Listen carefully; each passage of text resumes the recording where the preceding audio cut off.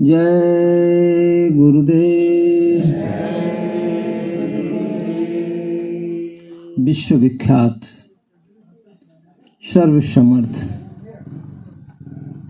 शब्द रूप में सदा विराजमान परम पूज्य स्वामी जी महाराज को अनंत कोटि नमन करते हैं।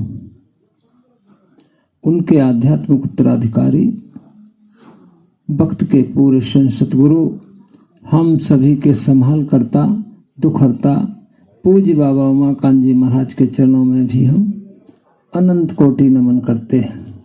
देवी स्वरूपा माता बहनों को नमन, पिता तुल्य बुजुर्गों को नमन, हमारे भाई बच्चे बच्चियाँ जहाँ तक भी आवाज़ जाती है हम सभी आत्माओं को नमन करते हैं। जय गुरुदेव। प्रेमियों, जीवन में शुभ अवसर सबके जीवन में आते हैं, मगर बार बार नहीं आते।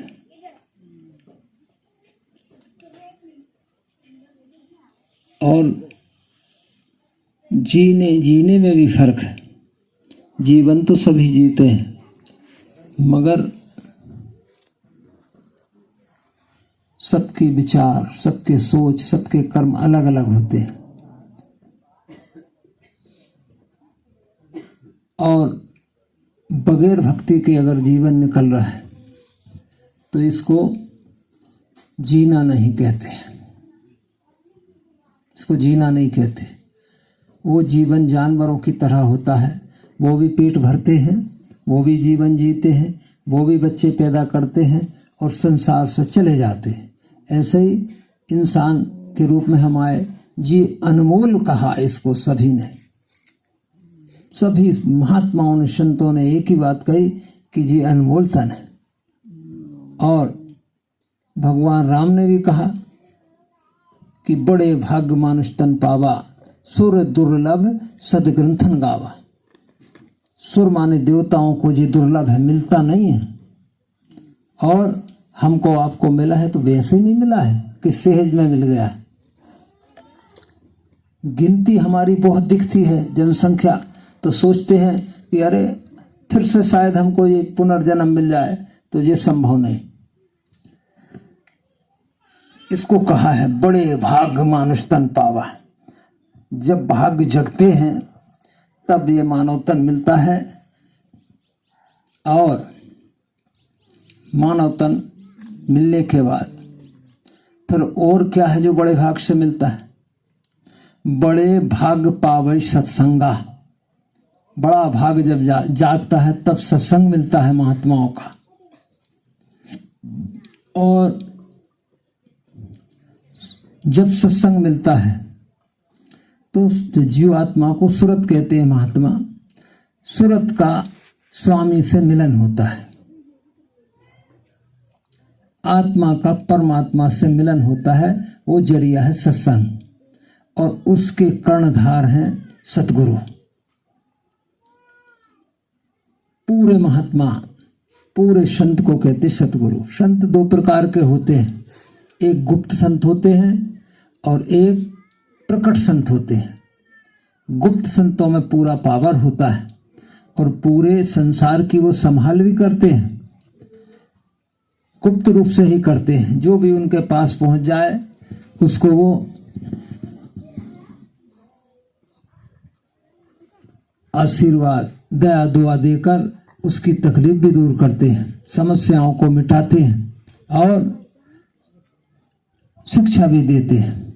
मगर गुप्त संत जो होते हैं वो आत्मा को परमात्मा से मिलने का भेद नहीं देते, क्योंकि उनको उस प्रभु, उस मालिक का आदेश नहीं होता है। जिनको आदेश होता है वही इस काम को कर सकते हैं और कोई नहीं कर सकता। ये काम छोटा मोटा नहीं है, ये बहुत कठिन काम है और बहुत बड़ा काम है। क्योंकि जीव आत्मा परमात्मा से मिले, इससे बड़ा काम क्या होगा। और जो मानव तन मिला है तो काय के लिए मिला है? इसी के लिए मिला है कि हम अपने जीवात्मा का उद्धार करें, और कोई इसका यहाँ काम नहीं है, और कोई काम के लिए नहीं भेजा है, क्योंकि 84 लाख योनियां हैं।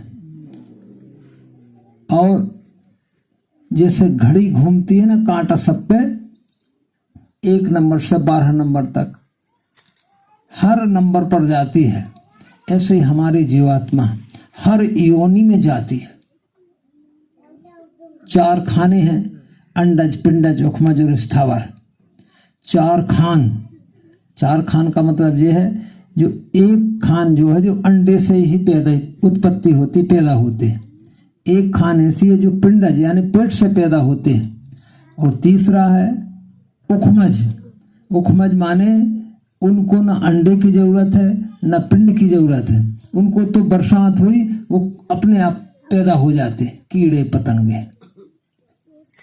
उनको अंडा की जरूरत नहीं कि अंडे ही हो, वो तो वैसे ही प्रकट हो जाते, बन जाते। जैसे कोई भी फल है ज़्यादा मीठा हो जाएगा तो उसमें कीड़े पड़ जाते हैं, कोई अंडे की जरूरत नहीं है उसमें, अपने आप। ऐसे ही उखमज जीव है वो। और एक खान है स्थावर इन वृक्षों को कहते हैं। जितनी भी वृक्ष हैं, घास फूस है, औषधि जितनी भी है ये स्थावर है। इनको स्थावर क्यों कहा है कि ये स्थायी रहते, एक जगह इधर से उधर नहीं जा सकते, स्थायी चल फिर नहीं सकते, इनको स्थावर कहा। तो ये 4 खान में फिर 84 लाख योनियां हैं। 84 लाख में क्या क्या है? वृक्ष हैं, कीड़े पतंगे हैं, जल के जीव हैं, पशु हैं और पक्षी हैं और मानव हैं। अब मानव में कौन कौन और आते हैं 4 खान 84 लाख में? तो ये 4 लाख जो हैं, इनमें नाग, किन्नर, यक्ष, गंधर्व, पितृ, देवी देवता जी सब चले जाते हैं इसके चक्र में। तो ये हर चक्र पर जीवात्मा घूमती है, उसको कहते हैं काल चक्र। और पूरी 84 भोगने के बाद देवी देवता भी बनते हैं, और ब्रह्मा विष्णु महादेव इंद्र भी बनते हैं, और लौट कर यहीं चले आते, पुण्य छीड़े और मृत्यु लोके। ऐसा इस आत्मा का विधान बना दिया, संविधान ईश्वरी बन गया है कि वो इस चक्र से बाहर नहीं जा सकती। जब से इस सृष्टि की रचना हुई, ये जमीन और आसमान, ग्रह, नक्षत्र, अंडपिंड, ब्रह्मांड बने, तभी से जीवात्मा हमारी और आपकी फंसी हुई है, ये निकल नहीं सकती। ये 84 का इसको कहा जेल खाना, 84 का जेल खाना है, बस इससे बाहर नहीं जा सकते। मानव तन जो है इसमें कर्म किए जाते हैं, और इसमें जो कर्म बनते हैं अच्छे या बुरे, वो 84 लाख योनियां, ये सब भोगने के लिए। देवता भी सुख भोगने के लिए, अच्छा शुभ कर्म बन गया तो देव लोक पहुंच गए, स्वर्ग वैकुंठ पहुंच गए है, तो वहाँ सुख है, वहाँ दुख नहीं है, वहाँ आनंद का देश है, तो वहाँ सुख भोगते हैं। मगर ऐसा नहीं कि सदा वहाँ स्थायी हो जाते हैं। जैसे मानव तन में आए सदा नहीं रह सकते, उसकी सीमा है, समय है। और 100 वर्ष की आयु बताई तो 100 के पहले ही चल देते हैं। कोई तो पैदा होते ही मर जाता है, कोई तो गर्भ में ही मर जाता है, कोई 10 दिन, कोई 15 दिन, कोई 8 दिन, कोई 4 दिन, कोई 4 घंटे, कोई 6 घंटे, कोई 20 साल, कोई 50 साल, कोई 60 साल, कोई 70 साल। कोई बिरला है जो 100 पर पहुंचता है या 100 को पार करता है। तो इतनी सी उम्र और इसके कर्म इतने बन जाते हैं कि 84 लाख भोगना पड़ता है। एक सोचो, हम जो सोचते हैं कि हम अच्छा कर रहे हैं, बुरा हमारा हमको दिखता नहीं है, क्योंकि मन जो है ये अपराध करता है। आत्मा अपराधी किसी की नहीं, आत्मा तो बड़ी पावन पवित्र सबकी है। वो क्यों पावन पवित्र है? क्योंकि वो ईश्वर का अंश है, वो परमात्मा का एक टुकड़ा है। तो वो गुनाहगार नहीं है, वो गलत नहीं है, वो दोषी नहीं है। मगर जो मन अपराध करता है, मन को साथ लगा दिया है। इसको कहा है दूत, जो काल भगवान का 3 लोक के मालिक का अंश है, और इसको आत्मा के साथ उतारा गया है। तो ये दूत बनकर आया है, काय के लिए कि ये 84 से निकल ना जाए ये आत्मा, इसको फंसा कर रखो। मन और माया को ईश्वर के धाम से मनाया है और प्रकृति लोक से, उसके ऊपर जो लोक है वहां से माया को लगा दिया। तो ये दोनों हमारे आत्मा को फंसा कर रखे। और 25 प्रकृतियां हैं, सब 25 प्रकृति इसको घेरे हैं। आत्मा का पावर चलता नहीं और आत्मा के पावर से सब जी रहे हैं, जैसे काम, क्रोध, लोभ, मोह, अहंकार, शील, क्षमा, संतोष, विरह, विवेक, 10 इंद्रियां, 3 गुण, चतुर्थ अंतःकरण, ये सब आत्मा से के पावर से जी रहे हैं और आत्मा की चलने नहीं दे रहे। चलती मन की है। मन सबका रस लेना चाहता है, दौड़ता है वो कि सुख ढूंढता है कि धन में सुख मिलेगा तो पद में सुख मिलेगा, तो दौलत में सुख मिल जाएगा, बंगला, मकान, घोड़ा, गाड़ी, जेवर, मान, प्रतिष्ठा, सम्मान, अच्छा भोग और भोजन, ये लालच, इंद्रियों का भोग, अच्छी चीज देखें, अच्छी सुने, मन उस सब की लज्जत ये मन लेता है, सबका आनंद मन लेता है और आत्मा उलझती चली जाती है। कैसे? जैसे मकड़ी का जाल होता है। मकड़ी जाल इसीलिए फैलाती है कि कोई भी कीड़ा आएगा इसमें फंसेगा और मेरा भोजन बनेगा। ऐसे ही माया ने और काल ने जाल फैलाकर और हमको कर्म विधान में बांध दिया। 2 नियम बना दिए, एक पाप और एक पुण्य। कुछ भी तो करोगे, पुण्य करोगे तो भी फंसोगे और पाप करोगे तो फंसे ही फंसाए।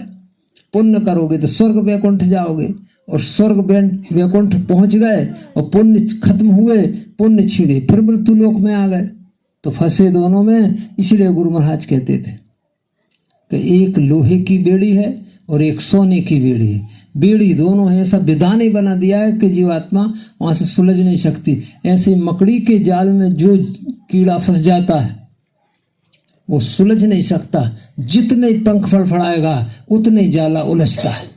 ऐसा यहाँ हम जितने ही मेहनत करते हैं, युक्ति और उपाय करते हैं अनेक, तो उलझते हैं, अच्छे करने में भी उलझ जाते हैं। क्योंकि विधान क्या बनाया कि कर्म प्रधान विश्व रचि राखा। पूरी पृथ्वी पे एक कानून कि जो जस करे सो तस फल चाखा, जो जैसा करेगा उसको मिलेगा। अब आपने भंडारा किया, कोई अनुष्ठान किया, कोई कथा भागवत कराई, तो आपने भंडारा करा दिया पूरे नगर को। अब तुम्हारा बन गया पुण्य और उनके ऊपर चढ़ गया, तो पटेगा कैसे? जो जस करे सो तस फल चाखा। फिर हमको, अगर हमने वो भंडारा किया है तो हमको जिसका भंडारा हम किए हैं भोजन, उसको भोजन जब तक नहीं कराएंगे तब तक वो कर्ज माफ नहीं होगा। हो गई नहीं तो उलझ गए कि नहीं उलझ गए? कराने वाला भी उलझ गया कि उसको आकर उसका भोजन करना है और करने वाला भी उलझ गया कि उसको भी आकर उसको भोजन कराना है। दोनों फंस गए कि नहीं फंस गए? ऐसा विधान है ईश्वरी कि जीव आत्मा सुलझ नहीं सकती। इसीलिए महात्माओं ने देखा और खबर दी। गुप्त संत रहते थे, स्वामी जी महाराज ने सब बताया, तो उनने जाकर खबर दी कि ऐसा कानून बना दिया है ईश्वर ने कि जीव आत्माएं आ नहीं सकती प्रभु। तो कहा उपाय किया जाए, लाना तो है ही है, जीवों को लाएगा कौन? तो उन्होंने फिर नाम योग साधना, शब्द योग का भेद खोला और ये 84 के ऊपर से खोला उनने। इसको जरा समझना ध्यान से तो समझ में तो आएगा, क्योंकि महात्मा का जो ज्ञान होता है वो आत्म कल्याण के, आत्मा के कल्याण हित के लिए होता है, मगर ये मन स्वीकार नहीं करता है। ये तो जो देखता है उसी को मानता है, और जो हम देखते हैं ये सब जड़ है, ये नश्वर है यानी नाशवान है, कोई चीज बचने वाली नहीं। जो दिखाई दे रही इन आंखों से ये बचने वाली नहीं, ये तो सब नश्वर है, नाशवान है हर चीज। कितना भी मजबूत आप महल बना दो, एक दिन वो खंडहर होगा और गिर जाएगा। कितनी भी बड़ी अस्पताल बना लो, हर रोग का वहां डॉक्टर रख लो, और आपको एक न एक दिन मरना ही पड़ेगा। बचने वाला कोई नहीं, डॉक्टर भी जाएगा और मरीज भी जाएगा, बचने वाला कोई नहीं। इसलिए महात्माओं ने कहा, परम पूज्य महाराज जी हर सत्संग में ये बात समझाते हैं कि आए हैं सो जाएंगे, राजा रंक फकीर सबको जाना है, और कोई सिंहासन चढ़ चले और कोई बंधे जंजीर। तो सिंहासन पर चढ़ कौन सी है, कौन सी वो दिव्य सिंहासन जिस पर चढ़कर कोई कोई जाते हैं? तो वो है शब्द की जहाज सिंहासन, उस पर महात्मा ही जाते हैं या महात्मा के जीव जाते हैं, जो उनकी वाणी पर चलकर, उनके आदेश में चलकर उनकी सेवा करते करते अपना जीवन व्यतीत करते हैं। और सूरत शब्द से तो जोड़ ही देते हैं महात्मा, और सूरत शब्द योग का अभ्यास करते हैं और अपनी सूरत को जगा लेते हैं। तो वो ही उस सिंहासन पर चढ़कर जाते, बाकी के तो सब बंधे जंजीर, यानी काल के जाल में बंधन में बंधे ही पड़े। आज तक हम और आप नहीं गए, जब से ये जमीन और आसमान ग्रह नक्षत्र बने, अनेक अंड पिंड ब्रह्मांड हम आए हैं, तो ऐसा नहीं कि हम पहली बार आए। अरे एक बार सारी सुरतें जीवात्माएं आई और यहाँ फंस गई। अब जाने वाले तो जो गए तो लौट कर नहीं आए, और हम यहाँ फंस कर रह गए। तो अभी तक फंसे हैं, मतलब हम गए नहीं। अगर पहुंच जाते मुकाम पर तो लौट कर क्यों आते? उस देश से फिर लौट कर आना नहीं होता। वो अमर देश है, उसको सचखंड कहते हैं। अमर देश से फिर जो आत्मा क्यों आएगी? वो तो मुक्ति का धाम है, यानी आत्मा की मुक्ति हो गई, लौट कर नहीं आनी। स्वर्ग वैकुंठ है, ये जो लोक हैं, देवलोक, सूर्यलोक, चंद्रलोक, नागलोक, विष्णु लोक, शंकर लोक, कितने लोक, अनेक लोक। इनमें जो आत्मा जब जाती है तो इंद्रलोक से भी, विष्णु लोक से लौट कर यहीं आती है, आना पड़ता है। ये मुक्ति नहीं, ये मुक्ति नहीं, पूर्ण मुक्ति नहीं, यहाँ से लौट कर आना पड़ता है। और असली मुक्ति तो कहते मुक्ति भरे संत घर पानी, संतों के चरणों में पानी भरती है, जो उनकी चरणों की सेवा करती है उनकी ही मुक्ति हो सकती है, बाकी किसी की मुक्ति नहीं होती नहीं। कर्म का विधान कितना जटिल है, जो हमको प्रमाणित करता है ग्रंथों में। भगवान राम ने, वे तो भगवान थे, 3 लोक के मालिक थे और मर्यादा पुरुषोत्तम थे, छोटी मोटी हस्ती तो थे नहीं, इतनी बड़ी अवतारिक शक्ति थे, जिनको आज सारा जगत और संसार हम उनको मानते हैं, पूछते हैं और पूछते रहेंगे। मगर उनको भी अपने कर्म का बदला देना पड़ा। छुपकर जब बाली को मारा तो कर्म बन गया।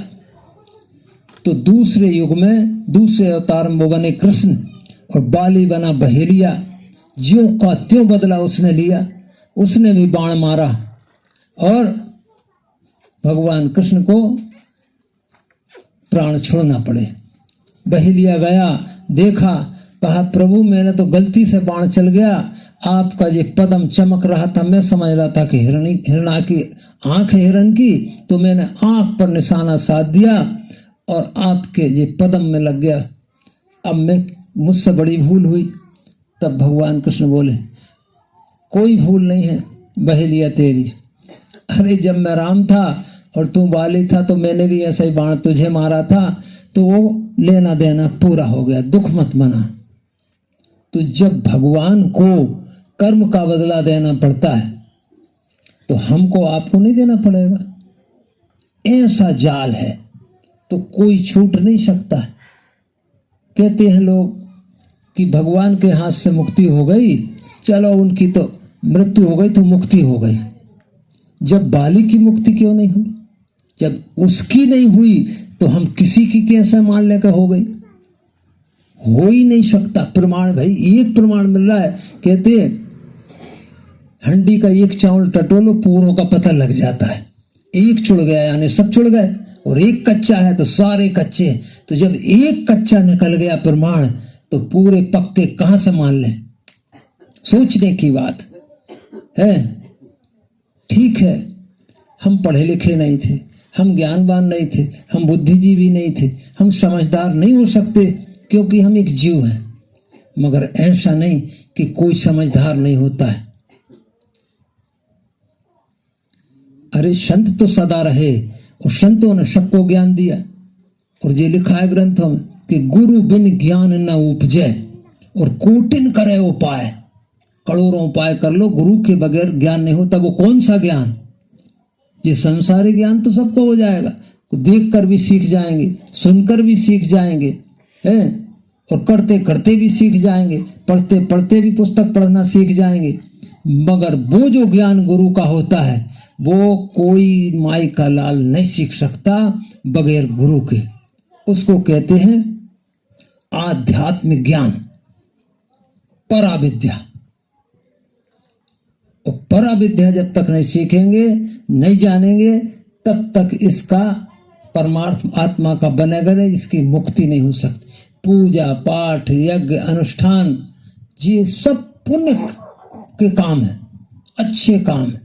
दान करना, पुण्य करना, अच्छे आए गए का स्वागत करना, पानी पिलाना, भोजन कराना, है कोई परेशान है उसकी मदद करना, ये तो अच्छे पुण्य के काम है। ये पुण्य बन सकता है इनसे, मगर मुक्ति नहीं बनती इनसे। पुण्य बनते हैं। और पुण्य किस लिए किए जाते हैं? हमारे ऋषियों मुनियों ने, संत महात्माओं ने ये परंपरा जो बनाई ये अच्छी है, मगर इसका ये उद्देश्य नहीं था जो हमने समझ लिया आज के लोगों ने।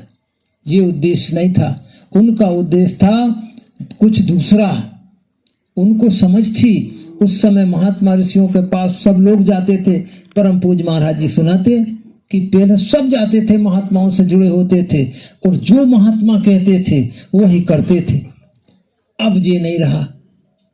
अब तो सब मनमुखी हो गया, यानी जो मन में आए सो करो। पहले बेटा और बेटी अपने माता पिता की आज्ञा के बगैर कोई काम नहीं करते थे। भगवान राम भी प्रातः काल उठकर रघुनाथा और माता पिता गुरु नावई माथा। भगवान राम भी बगैर गुरु के आज्ञा के, और इतना बड़ा प्रमाण कि पिता की आज्ञा में 14 बरस वनवास चले गए। आज के मोड़ा मोड़ी छोड़ दें, अरे सियान हुई भगा दें और हम जाएंगे जंगल, है नंगे पैरों बलकल वस्त्र पहन कर दुख भोगने जाएंगे।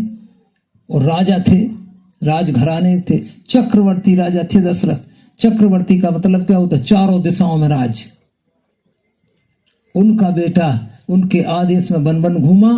तो पहले इतना नियम संयम था, आज तो वो है नहीं। महात्माओं के आदेश निर्देश में चलते थे और अपने मन की नहीं करते थे। अब तो कोई महात्मा की बात मानने को तैयार है ही नहीं, माता पिता की बात मानने को कोई तैयार है ही नहीं। बूढ़े बुजुर्गों की कोई मर्यादा ही नहीं बची, तो उनकी बात क्या मानेंगे? ये समय आ गया। मगर महात्मा जब भी विपत्ति पड़ती है वो आते हैं और इस देश का, इस दुनिया का संभाल करते हैं। लिखा है रामायण कि जब जब होए धर्म की हानि, जब धर्म की हनन हो जाता है, मतलब कोई धर्म को मानता नहीं है, बाढ़ असुर अधम अभिमानी, फिर इनकी गणना ज्यादा हो जाती है, जी हो जाते हैं, असुर अभिमानी बढ़ जाते हैं। तब तब धर प्रभु मनुज शरीरा। जब ऐसा होता है तब, और आए हरे सज्जन की पीरा, तब भी महात्मा आ जाते मनुष्य रूप में। इनको भी हरि कहते हैं। तब तब धर प्रभु मनुज शरीरा, मनुष्य शरीर में आते हैं और जीवों को संदेश देकर, उनको उपदेश देकर, उनको सच्चे परमार्थ के रास्ते पर चलाकर, बुराइयों को छुड़ाकर धीरे धीरे उनको आगे बढ़ाते हैं। और आगे बढ़ते हैं लोग, ऐसा नहीं कि नहीं बढ़ते, और अपना काम वो करके जाते हैं। जब तक वो धरा पर रहते हैं तब तक आजीवन वो पूरे अंत तक एक ही काम करते हैं, जीव आत्माओं के उद्धार का काम करते हैं और लोगों को पार अनेकों को करते हैं, एक को नहीं अनेकों को। जो उनकी शरण में गया उसका उद्धार पक्का है। अब जो नहीं गया, जो अहंकार में रहा, अभिमान में रहा, घमंड में रहा है। घमंड की कितने प्रकार का होता है अहंकार? तन का बल का अहंकार होता है, रूप का अहंकार होता है, धन का अहंकार होता है, ज्ञान का अहंकार होता है, पद और प्रतिष्ठा का अहंकार होता है, जाति का अहंकार होता है। अहंकारों की तो गणना नहीं। जी जब तक रहेंगे तो महात्मा के पास कैसे जाएंगे? ये लोग नहीं जा पाते क्योंकि उनको तो अहंकार है। रावण को क्या था? अहंकार ही तो था। कितनी बड़ी बात समझाई अंगद जी ने, हनुमंत जी ने, रावण को समझ में आया, विभीषण ने समझाया और मामा सुमाली ने समझाया, मंदोदरी ने समझाया, इतना तक कि मेघनाथ ने भी समझाया और कुंभकर्ण ने भी समझाया। किसी की बात माना? क्यों नहीं माना? कि अहंकार था। अहंकारी आदमी कभी किसी की मानता नहीं। तो महात्मा की शरण में नहीं जाते तो उनका उद्धार, उनका भला कैसे होगा? तो भी महात्मा उन पर दया करते हैं। कैसे करते? तो परम पूज्य स्वामी जी महाराज ने एक कहानी सुनाई थी कि एक माँ के 4 बेटा थे। एक नौकरी करता था, एक खेती का काम करता था, एक दुकान देखता था और एक सबसे जो छोटा था वो पागल था। तो वो इधर उधर दिन भर घूमता रहता था। वो घूमता रहता था दिन भर। अगर शाम को जब तीनों आ जाते थे बेटे घर, तो माँ क्या कहती थी कि बेटा, माँ को उन तीनों की फिक्र होती नहीं थी कि वो तो तीनों अच्छे थे, उनकी फिक्र नहीं थी, मगर अच्छों को वो आदेश करती थी माँ कि बेटा तुम तीनों जाओ। पता नहीं वो कहाँ गांव में भटक रहा है, आया नहीं है आज। अब उसने भोजन भी नहीं किया, भूखा होगा का प्यासा होगा, कहाँ पड़ा होगा, तुम जाओ उसको ढूंढ कर लाओ। तो वो तीनों जाते थे माँ के आदेश में और उसको ढूंढ कर लाते थे। जब तक वो नहीं आ जाते थे तब तक माँ भोजन नहीं करती थी। और वो जब ले आते थे कि माँ जी आ गया तो उसको वो खिला देती थी। तब वो चैन की नींद सोती थी, तब उसको नींद आती थी। ये तो माँ का स्वभाव था, ये तो पिता का भाव है। अब मगर गुरु तो परम पिता है, उनका कितना ऊंची हमारे लिए दया होगी। जब माँ के अंदर इतनी दया है तो वो प्रभु परमात्मा को पिता को कितनी बड़ी दया होगी हम जीव के लिए। ऐसे ही हम जीवों की वही दशा है कि हम भटके और पागल फिर रहे हैं। तो जो उनकी शरण में पहुंच गए उनको वो आदेश करते हैं कि जाओ उन पागलों को ढूंढ लाओ, है, प्रचार कर दो, सत्संग करना, जिस विधि से समझा सको उनको शाकाहारी बनाना, अच्छे बनाना। अगर एक बात भी महात्मा की जीवन में एक बार जिसने भी मान ली एक बात, ये मुझे भरोसा है पक्का, ये गुरु महाराज ने नहीं बोला, मन मैं बोलता हूं अपनी बात से कि मुझे गुरु महाराज का इतना भरोसा है कि जिसने भी कितने गुनाह करे हो, एक बात गुरु की मान लेगा, इतने में उसकी रक्षा होती है, बचाव होता है।